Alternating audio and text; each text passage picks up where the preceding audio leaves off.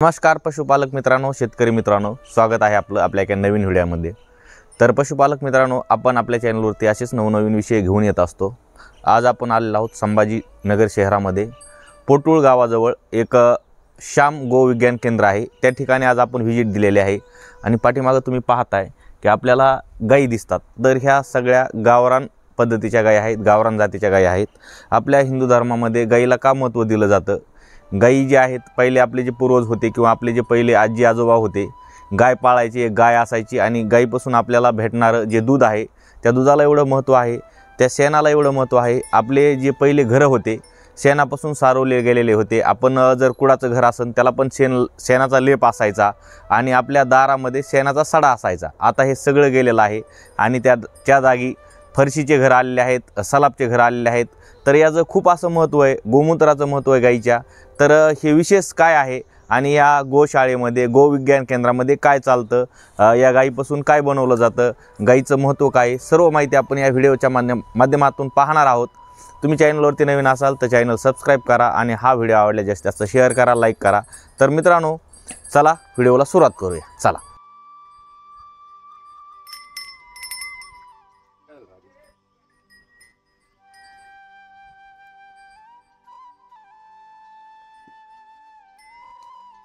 प्रथमतः सर, स्वागत आहे आपल्या चॅनलवरती। आपले जे प्रेक्षक आपल्याला पाहत आहे, शेतकरी वर्ग पाहत आहे, तर त्यांच्यासाठी आपला परिचय द्या। माझं नाव राजकिरण भाऊसाहेब सोनोने, तसं राजकिरण स्वदेशी ह्या नावाने मला ओळखतात। आणि मी इथं मागील 3 वर्षापासून गो आधारित कृषी आणि गो विज्ञान या विषयावरती रिसर्च बेसवरती कार्यरत आहे। बरं सर, आपलं ही जे गो विज्ञान केंद्र आहे याचं नाव काय? आमच्या गो विज्ञान केंद्राचं नाव श्याम गो विज्ञान केंद्र आहे। हे पोटूळगाव इथं आहे, तालुका गंगापूर, जिल्हा छत्रपती संभाजीनगर। आदरणीय सुधीरजी विद्वांस यांच्या गुरुकृपेने, गुरु आशीर्वादाने आणि यांच्या मार्गदर्शनाखाली ही गोशाळा आणि हे कार्य निरंतर सातत्य मागच्या 10 वर्षापासून इथं चालू आहे। बरं सर, आम्हाला एक माहिती सांगा, कारण आपले जे पाहणारे वर्ग आहे, शेतकरी वर्ग आहे किंवा इतरही आपल्याला लोक पाहतात आपल्या चॅनलच्या मार्फत, आणि सगळ्यात महत्त्वाचं म्हणजे गावरान जी गाय आहे का पाळली पाहिजे, गावरान गाईचं महत्त्व काय आहे, या गोमूत्राचं महत्त्व काय आहे, आणि आपल्याकडं ज्या गाय आहेत तर आपल्याकडं कुठल्या जातीच्या गाय आहेत? आपण जर बघितलं तर आपलं प्राचीन परंपरेपासून आपण बघितलं की आपल्या प्रत्येक जो शेतकरी आहे त्या शेतकऱ्याच्या प्रत्येकाच्या घरामध्ये परंपरेनुसार ही गाय कायम राहिलेली आहे। आता मधल्या कालखंडामध्ये थोडं त्याचा अभ्यास शिक्षणाच्या माध्यमातून म्हणावं किंवा त्या अभ्यासापासून ते लांब गेल्यामुळं म्हणजे गाईला आज अनुदानाची गरज नाही, तर गाईला आज अनुसंधानाची गरज आहे, हे प्रामुख्याने आपण समजलं पाहिजे। गावरान गाईचं विज्ञान खूप मोठं आहे, तिचं अर्थशास्त्र खूप मोठं आहे, तिचं भौगोलिक शास्त्र, खगोलशास्त्र खूप मोठं आहे, तिचं आध्यात्मिक धार्मिक शास्त्र खूप मोठं आहे, तिचं शैक्षणिक शास्त्र जे आहे, जे विद्या म्हणतो आपण विद्या केंद्र, ते पण तिचं खूप मोठं आहे, तिचं कृषीशास्त्र खूप मोठं आहे। म्हणून त्यावेळेस जी परंपरागत शेती व्हायची त्या शेतीला जोड जो आहे पशुधनचा होता, आणि पशुधनमध्ये सगळे मुख्यतः देशी गोवंश जो होता, भारतीय देशी गोवंश, जो आता प्रामुख्याने 47 प्रकारचे जे देशी गोवंश आहेत ते अजून पण भारतामध्ये तुरळक आढळतात। आणि याचं संगोपन करणारे जे पूज्य महंत संत आहे यांनी अजून पण ते सांभाळून ठेवलेलं आहे। त्याच्यामुळं आज गाय आपल्याला काही क्षेत्रामध्ये, काही भागामध्ये आपल्याला दिसतात। तुरळक ठिकाणी आपल्याला म्हणजे ही गाय आढळते, जी गावरान गाय आहे। पहिलं कसं असायचं, प्रत्येक शेतकऱ्याकडं दुधासाठी म्हणजे गाय असायची। आता कसं संकरित गायी आलेल्या आहेत, बरोबर, संकरित म्हैस आलेली आहे, समजा आता शेळी आलेली आहे, त्यामुळं, आणि पुन्हा विशेष म्हणजे डेअरीचं दूध भेटतं, त्यामुळं गाईला महत्त्व कमी दिलं जातंय। तर आपल्या दृष्टीने गाईचं महत्त्व तुम्ही सांगितलं, पण आपल्याकडे जे गायाचं आता तुम्ही संरक्षण करताय, गायाची संख्या आहे, आपल्याकडं कुठल्या जातीच्या गाय आहे आणि आपल्याकडे संख्या किती गायाची? आपल्याकडं लाल कांदार गाय आहे, यामध्ये एक 47 ते 50 असे गोवंश आहे, आणि नंदी पालन पण आपण करतो। आपल्याकडे चांगला नंदी आहे, जे चांगली ब्रीडिंग आपण तिथं सांभाळलेली लाल कांदारमधली। आणि लाल कांदारी एक अशी बैल निर्मिती, म्हणजे अधिक जर आपण जर बघितलं लाल कांदारीचं तर ते बैल जास्ती देतात आणि म्हणजे जी गोरं जास्ती मिळतात आणि गाय कमी मिळते. तर अशा प्रकारचे आपल्याकडं नंदी जतन आणि लाल कांदारी ही काय आपण संख्या किती आपल्याकडे? आपल्याकडे 47 पर्यंत अशी गोवंश आहे सध्या. तर सरजी सगळ्यात महत्त्वाचं, आता आपण ज्या इथं गोपालनमध्ये आहेत सगळीकडं सगळ्या गाया वगैरे दिसत आहेत. आता यांचं चाऱ्याचं नियोजन ह्यांना म्हणजे कोण कसं सांभाळ करतं काय? नाही, सांभाळायचं असं आहे की 1-2 परिवार हे पूर्ण गाय सांभाळून दूध वगैरे हे सगळं काढू शकतात. दुसरं त्याचा सुका चारा असेल, वला चारा असेल, त्याचा गोग्रास असतील, त्याचं आपल्याला माहिती आहे की न्यूट्रिशन त्यांना मिळालं पाहिजे पूर्ण, की जेणेकरून दूध वाढ झाली पाहिजे, त्यांचं शरीर चांगलं राहिलं पाहिजे. तर अशा प्रकारचं पूर्ण त्याचं ध्यान ठेवणे आणि त्याचं प्रशिक्षण देणे हे पण कार्य इथून चालतात. त्याचप्रमाणे आपण जर बघितलं तर आज शेतकरी काय करतोय की फक्त गाईच्या दुधाकडे लक्ष देतोय, पण त्याला आज गोमूत्र काय आहे, शेण काय आहे याचं महत्त्व अजून माहिती नाही, ताकाची ताकद अजून त्यांना माहिती नाही. आज ताक जर बघितलं तर आपण आपल्या प्रत्येक घरामध्ये दुपारच्या वेळेला प्रत्येक घरामध्ये ताक होतं. आज ताक नाही राहिलं. ताक पाचनतंत्र मजबूत करतं हे आपण विसरलोय. आणि दही आहे, ज्या दहीचे मायक्रोब जे आपण जर बघितले जीवाणू हे 2 तासाला डबलने होतात. म्हणजे आपल्याकडे बेस्ट मल्टिप्लायर शेतकऱ्याकडे असून शेतकरी बाजारातलं मल्टिप्लायर विकत आणतोय शेतीच्या वापरासाठी. ज्या दिवशीपासून शेतकरी पंचगव्याचा वापर हा शेतीसाठी, मनुष्याच्या चिकित्सासाठी, पशुच्या चिकित्सासाठी व पंचमहाभूत, पंचमहाऊर्जा, पंचमहाशक्ती च्या उपयोगासाठी आपण ज्यावेळेस त्याचा पंचगव्याचा उपयोग करण तेव्हाच खरं महत्त्व त्या पंचगव्याचं येईल. फक्त आपण दूध न बघता आपण दूधमध्ये पण नसल सुधार कशी करता येईल, आपल्या गाईच्या दुधाची वाढ कशी करता येईल. आपले जर गोवंश जर बघितले देशी गोवंश तर रेकॉर्डला आज जरी बघितलं तर 23 लिटरपेक्षा जास्ती दूध देणाऱ्या गाई आज देशी गोवंश आहे भारतामध्ये. मग त्याचे नंदी का चांगले करत नाही? कारण बीज जर चांगलं झालं तर आपल्याला चांगली पुढची पिढी मिळेल, भावी पिढी मिळेल, चांगलं दूध पण मिळेल, चांगलं गोबर शेण जे लागतंय आपल्याला ते शेण जास्ती प्रमाणात. आज 1 ग्राम शेणामध्ये 350 ते 550 कोटी जीवाणू उपलब्ध आहे. आज आपण त्याच्याकडे दुर्लक्ष करतोय. आणि आज आपले जे मातीमध्ये जे 1 ग्राम मातीमध्ये 2 कोटीपेक्षा अधिक जीवाणू होते, आज ते जीवाणूची संख्या काय झालेली आहे, घटलेली आहे. 50 लाख 70 लाखपेक्षा अधिक कमी झालेली आहे. मग आपला ऑर्गॅनिक कार्बन जो आहे OC तो आज घटलेला आहे, कमी दिसतोय. आज आपल्याला का दिसतोय तर आपण फक्त रासायनिकचा प्रचंड वापर केला. पण आज काय सांगता येते की रासायनिक बरोबर तुम्ही शेण पण वापरा, म्हणजे रिझल्ट तुम्हाला शेणानेच मिळणार आहे. जो आणि याचं काय, याचं मल्टीवे आहे. तुम्ही त्याच्यापासून ऊर्जा, म्हणजे गाईचं ऊर्जाशास्त्र पण खूप मोठं आहे, ज्याच्यापासून गॅस करू शकतात. आणि गॅसची जी स्लरी राहते त्या स्लरीचा वापर ते डायरेक्टली शेतीमध्ये करू शकतात. तर आज शेतीमध्ये आपल्याला पोटॅश, फॉस्फरस आणि नत्र जे मुख्य प्रमाणात लागतं, नत्र आपल्याला हिरवळ जे खत आहे त्याच्यापासून आपल्याला नत्र प्रचंड प्रमाणात मिळतं. गांडूळ खतापासून आपल्याला नत्र मिळतं. त्याचबरोबर आपल्याला जर पोटॅश लागत असेल तर पोटॅश जे काडी कचरा आहे त्याच्यापासून पोटॅश प्रचंड प्रमाणात मिळतो. आणि फॉस्फरस जो आपल्याला लागतोय तो सुद्धा तुम्हाला, मायक्रोन्यूट्रन्स आणि फॉस्फरस ही सगळी जी याच्यामध्ये व्हॅल्यू ॲडेड जर आपण केलं तर हे सगळं खत तुम्हाला गाईच्या पंचगव्यापासून, गाईच्या शेणापासून, गाईच्या गोमूत्रापासून. आज गोमूत्रामध्ये 1,500पेक्षा अधिक कंपाऊंड आढळतात.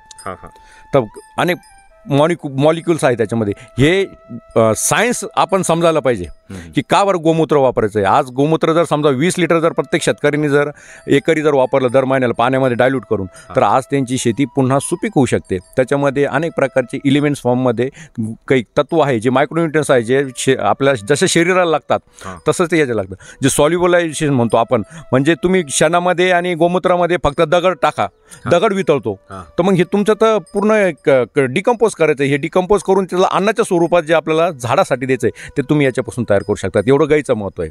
गाईचं महत्त्व फक्त म्हणजे जी ब्रह्मांडमधली ऊर्जा आहे ती ऊर्जा घेण्याची ताकद ह्या गाईमध्ये आहे. जी ऊर्जा आपल्याला घेता येत नाही पण ती आपल्याला ब्रह्मांड गाईच्या शेणापासून, तिच्या गोमूत्रापासून ही सगळी जी ऊर्जा आहे, दुधापासून ही सगळी ऊर्जा घेऊन आपल्याला द्यायची ताकद फक्त त्या गाईमध्ये. म्हणून गाईच्या दुधाला सुद्धा संपूर्ण आहार म्हटलेला, त्याला तर पूर्ण अन्नच म्हणताय दुधाला. संपूर्ण अन्न.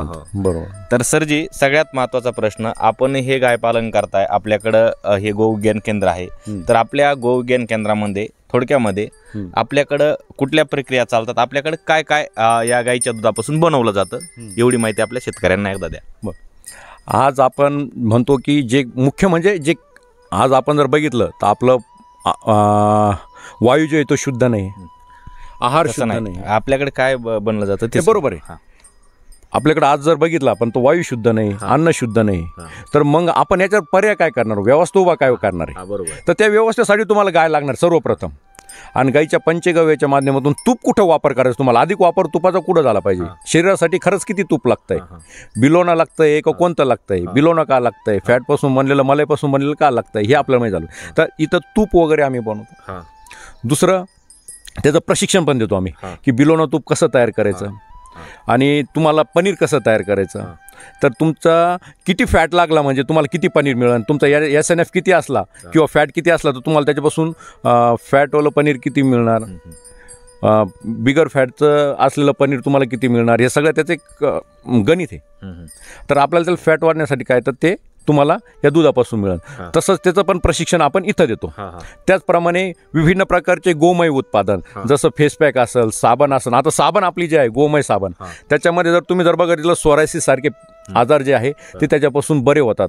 गोमय साबण आणि तुम्ही फेसपॅक आणि त्याबरोबर भस्म, कोणता अग्निहोत्र भस्म. तर अग्निहोत्र भस्मासाठी लागणाऱ्या गावऱ्या, विभिन्न प्रकारच्या गावऱ्या कशा तयार करायच्या, त्याचं महत्त्व काय, गावऱ्यापासून ह्युमिक कसं तयार करायचं, हे प्रशिक्षण आपण इथं देतो.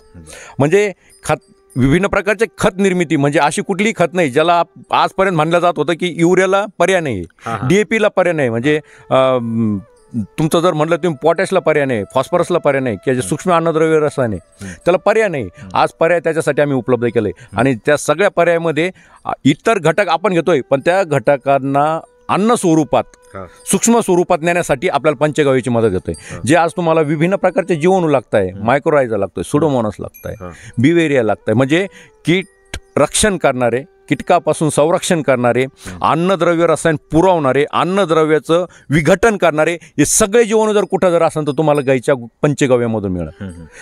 फक्त ती टेक्निक शिकायची गरज आहे. म्हणजे आपल्या पूर्वजांनी का गाय सांभाळली हे फक्त दुधापुरती नाही, तर त्याचे अनेक कारण. तर तसेच विभिन्न प्रकारचे उत्पादन, गोमयपासून आपण धूपबत्ती बनवतो. आता धूपबत्तीमध्ये पण काय केलं आपण, तर त्याच्यामध्ये अनेक पॅटर्न तयार केले. कसे पॅटर्न केले की कोणाला कॅन्सर आहे तर कॅन्सरसाठी कोणत्या कोणत्या वनस्पती उपलब्ध आहे. त्या एक तर आपल्याला माहिती आहे की आता जर बघितलं तर मोठ्या फॉर्ममध्ये मोठ्याल्या कंपन्या लागतात.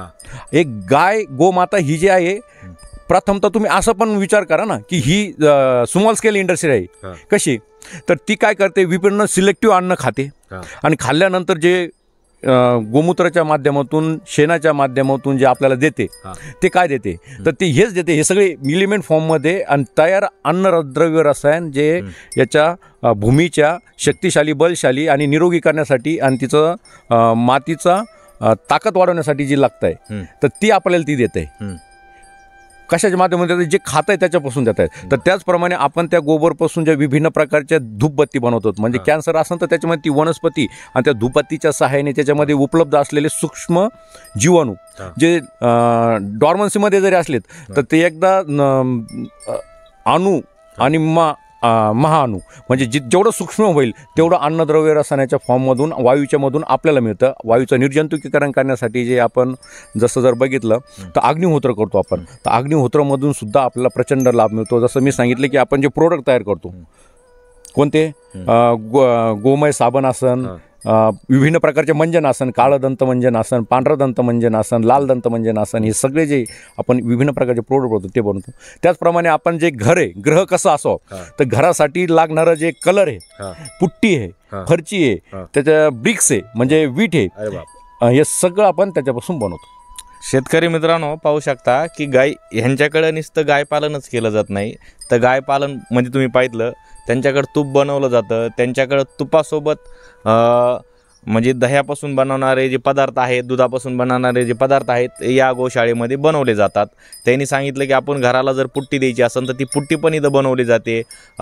शेणापासून ज्या गवऱ्या असतात त्या गवऱ्याचं काय महत्त्व आहे, त्या गवऱ्या पण वेगवेगळ्या प्रकारच्या गवऱ्या बनवल्या जातात. जसं की आता आपल्याला होळीच्या सणाला गवऱ्या उपलब्ध होत नाहीत, त्या आकाराच्या गवऱ्या इथं बनवल्या जातात आणि अनेक प्रकारचे इथं म्हणजे सडा आपल्याला लागत असं हा, हा. तो सडा शहरामध्ये उपलब्ध नाही, हा. पण सगळ्याला आपल्याला कलर उपलब्ध आहे आता एक माहिती की नवीन. अनेक हिंदू परिवार आहे, त्यांना हे सण साजरे करायचे, पण गाय कुठं ठेवणार हा, तिथं? हा, हा. पर्यावरणवाले पशुपालनवाले डायरेक्ट त्यांच्या घरात जाऊन उभं राहतात की तुम्ही तर गाय कशा हा, पाहतात. मग त्यामुळं आपण त्याच्यासाठी सडा तयार केलाय, हा, हा. त्यांच्यासाठी हा. विभिन्न प्रकारचे चांगले कलर तयार केलेत. बरं. परत त्यासोबत आता ही बघा, हे शेण आहे. हा, आता ह्या क्षणाला एवढी चमक आहे, हा. तर ह्या क्षणावरून आपण तेल काढलेलं आहे. हा. असं हे आहे. प्रथमतः तुमच्या चॅनलवर सांगतोय की हा. आपण ह्या क्षणापासून तेल काढलेलं आहे. बरं, ते तेलाचा काय वापर होतो? आता ह्या तेलाचा वापर जर म्हटलं तर औषधी म्हणून आपण ते वापर करतो. जसं आपण कुठलीही वनस्पती घेतली तर त्याच्या जडपासून, स्टीमपासून, लीफपासून, फ्लावरपासून, सीडपासून विभिन्न प्रकारचे तेल आपण कलेक्ट करतो. तर त्याचं पण आपण प्रशिक्षण आता तिथं चालू करणार आहे, जे सरकारने सुद्धा आरोमाचं एक नवीन सुगंधित वनस्पती आहे याचं एक प्रोजेक्ट राबवलेलं आहे. त्याचप्रमाणे आपण त्याचं पण तेलचं प्रशिक्षण देणं आता इथून चालू करणार आहे. आपण त्याच्यावरती काम पूर्ण झालेलं आहे, तर तेलाचं प्रशिक्षण वगैरे देणं हे पण चालतात. तर हे जे तेल आहे विभिन्न प्रकारचे, हे तुम्हाला अनेक प्रकारच्या आजारामध्ये काम करणार आहे. आणि कशा आजारामध्ये? तर कॅन्सर सारखे आजार, गंभीर आजार, विभिन्न प्रकारचे व्हायरस आणि फ्लू जे येतात त्याच्यामध्ये सुद्धा हे 100% काम करणारे असलं एक त्याच्यातून तेल आपण तयार करतोय. तर सर, जे सगळ्यात महत्त्वाचा प्रश्न आता तुम्ही उल्लेख केला की आम्ही इथं प्रशिक्षण वगैरे देतोय, आपल्याकडं प्रशिक्षण कधी असतंय? आणि एखाद्याला जर प्रशिक्षण घ्यायचं म्हटलं, म्हणजे गाय कशी पाळायची, गायपासून काय बनवायचं, कसं बनवायचं, सगळी माहिती तुम्ही प्रशिक्षणामार्फत देताय. त्याची फीस आणि येण्यासाठी कसं यावं लागेल? आता हे आपलं जे गाव आहे हे पोटूळ गाव आहे, पोटूळ रेल्वे स्टेशन. आणि इथं जर आपण बघितलं तर छत्रपती संभाजीनगरपासून एक 32 किलोमीटरचं अंतर येतो. तिथून महानगरपालिकेची बस पण येते आपल्या इथल्या स्टॉपपर्यंत.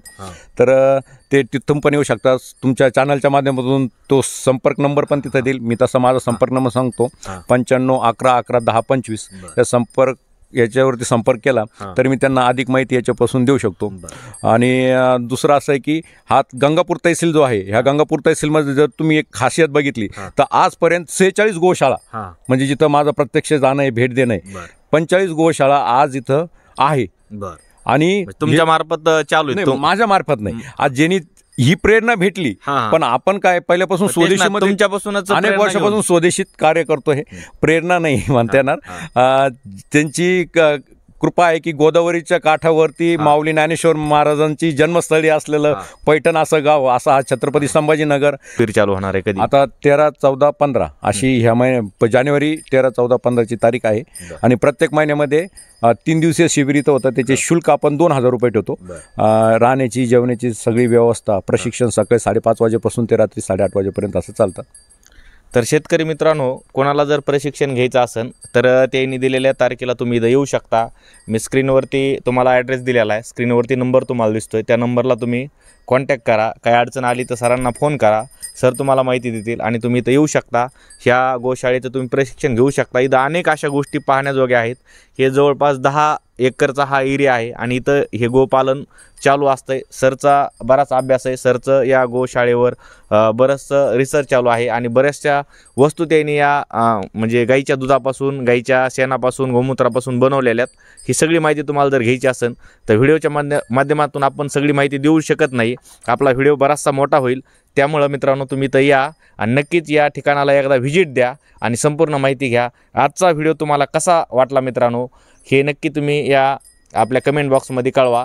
आणि चॅनलवरती नवीन असाल तर जाता जाता चॅनलला सबस्क्राईब करा आणि हा व्हिडिओ जास्तीत जास्त शेअर करा, लाईक करा. आपल्या शेतकऱ्यांपर्यंत हा व्हिडिओ पोहोचवा आणि आपल्या प्रत्येकाच्या घरी शक्य जर झालं तर एक गावरान गाय पाळाच. कारण गावरान गाईचं एवढं महत्त्व आहे आपल्याकडं. आता गावरान गाई एवढ्या मना अशा उपलब्ध होत नाहीत, पण असं जर केलं तर नक्कीच हे गावरान गाईचं कुठंतरी संवर्धन होईल आणि ही गावरान गाई जगली जाईल, जोपासली जाईल. येणाऱ्या पिढीला गावरान गाय काय ह्याचं महत्त्व कळेल. तर चला मित्रांनो, भेटूया अशाच माहितीपर व्हिडिओमध्ये. तोपर्यंत काळजी घ्या. राम राम.